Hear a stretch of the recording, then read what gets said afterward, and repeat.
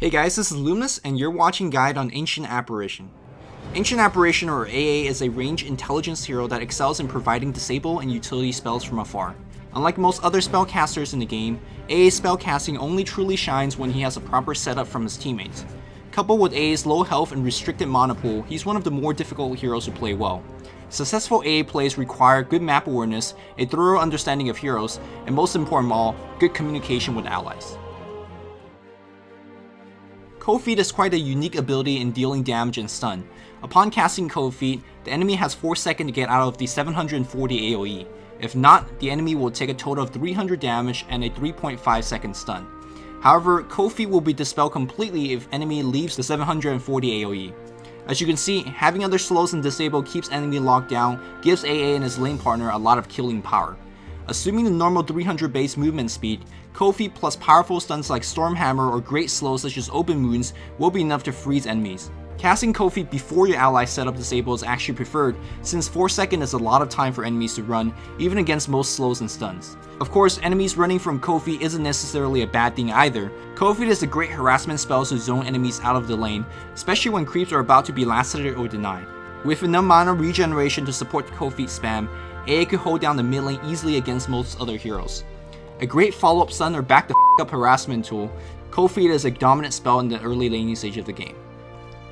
Though the 30% slow and the 25% magic resist reduction isn't particularly impressive, the 1500 cast range and 6 second cooldown of Ice Vortex makes this utility spell ridiculous. The large cast range allows AA to stay out of harm's way or helps teammate to catch up on fleeting heroes. Furthermore, since Ice Vortex gives sight in its small AoE, it's a great scouting tool for pushes, ganks, or even warding or de-warding up ramps. If AA spawn pool allows it, spam it especially during tower defenses and teamfights, as the slow is not only a great annoyance for most enemies, the magic resist reduction matters greatly for your allies. Ice Vortex gives a little of everything, making it a good utility spell to have for the team. Chilling Touch adds bonus magical damage per physical attacks to allies in the AoE at an insignificant cost of 15% attack speed. The extra damage from Chilling Touch is its own instances of damage. This means that when hitting Refraction or Living Armor, units take off 2 charges per hit. This also means Chilling Touch has 0 interaction with things like cleave or crits. Besides all the mechanic nuances, just remember that Chilling Touch adds a huge chunk of damage output, provided the enemy is locked down to receive the damage. The damage output of Chilling Touch on 2 heroes' physical attacks is equivalent to that of extra heroes or several creeps, so don't underestimate the spell or skip it completely.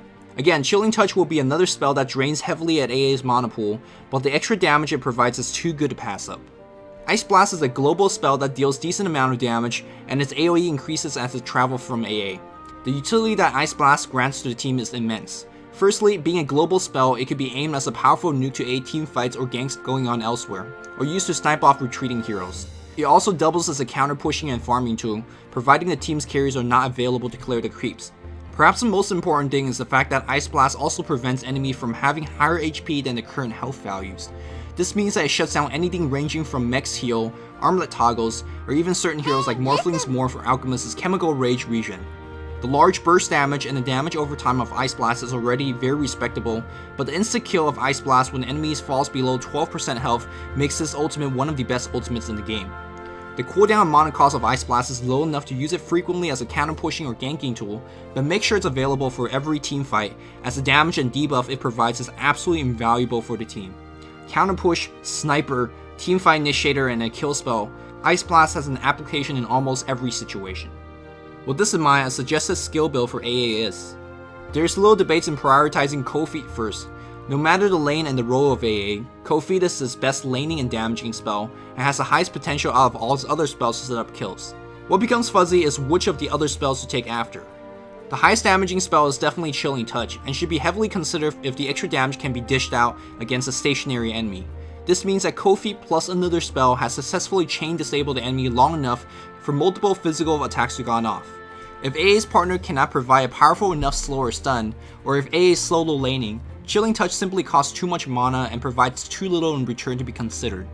Ice Vortex is the safest choice, since it always provides slow and magic resist reduction, which aids in Cold Feet and any other nuke, considerably raising everybody's spell's efficiency in lane.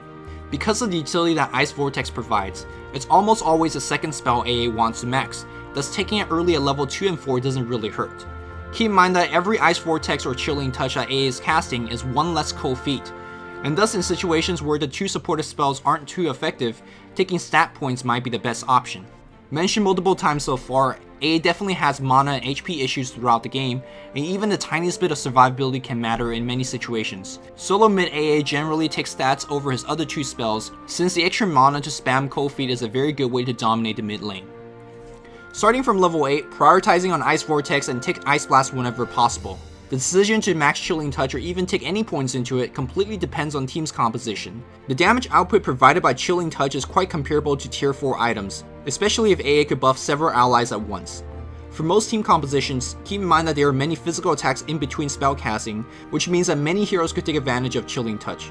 Of course, should a team be too spread out in team fights, or simply doesn't need Chilling Touch for the extra damage, giving it up in exchange for more stat points is also viable. Lastly, be careful of Chilling Touch's minus 15% attack speed on allies. In most cases, the negative buff won't affect too much. However, in the cases of enemy teams containing attack speed decreasing skills or items, such as Thunderclap, Untouchable, or Shiva's Guard, Chilling Touch might not be the best spell to invest in. Depending on the lane and role that AA is in, he will have different amount of levels and items throughout the game. However, at core, AA is slow, frail, and lacks an inherent escape spell, and coupled with his Ice Blast, AA not only needs to stay far back in fights, he wants to stay back. The range of Cold Feet and Chilling Touch is respectable, the range of Ice Vortex is massive, and of course, Ice Blast's range is as far as you want it to be.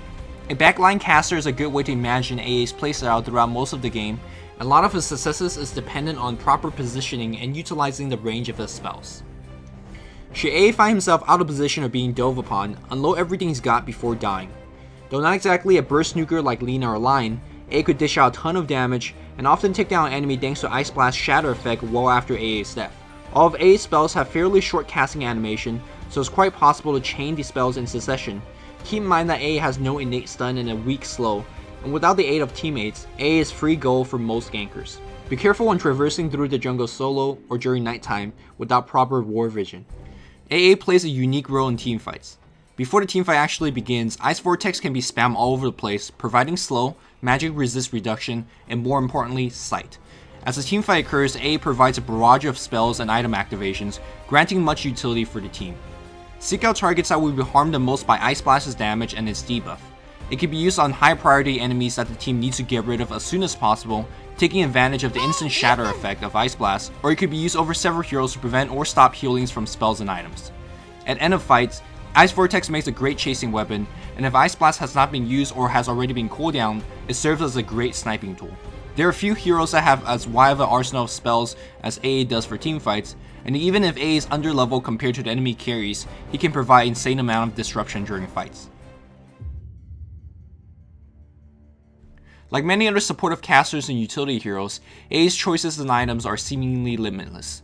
Of course, one large issue to address first is his feral frame and mana problems, but beyond that, AA can select a wide range of items to fit the needs of the team.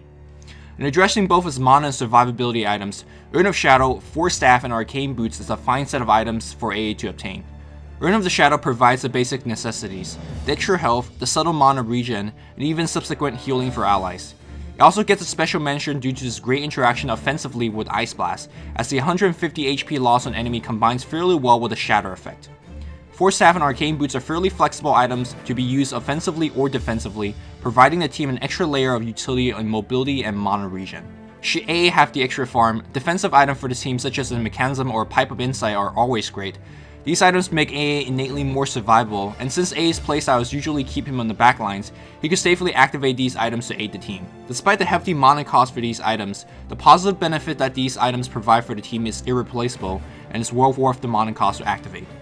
A Drums is also a great team-based item, and its build-up provide heavily in both health and mana, making it yet another great choice for AA to consider.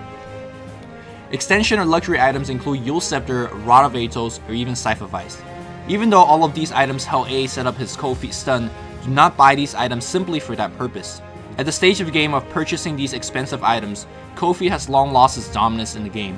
Instead, treat these items as they are, great utility items for the team in chasing, disabling, or escaping. Of course, since AA's core items are very inexpensive, he can provide a constant stream of Observer Wards, Sentry Wards, or Smoke of Deceit should he be playing the main support for the team. With this in mind, a suggested AA item build can be Since the individual parts of these items are so inexpensive, there isn't a particular order in obtaining them, so purchase them as the situation calls for. As simple as the core items are, they cover a great deal of situations and will fit throughout all stages of the game.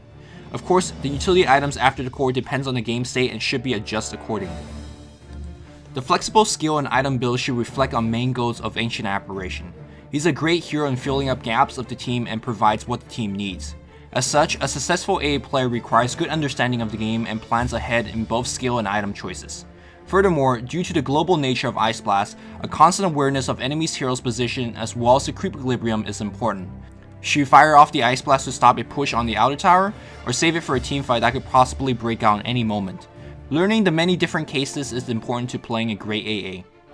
Another difficult factor to AA's play is his mana pool. If AA is positioned properly and is casting as many low cooldown spells throughout the game, he'll find himself being out of mana fairly frequently.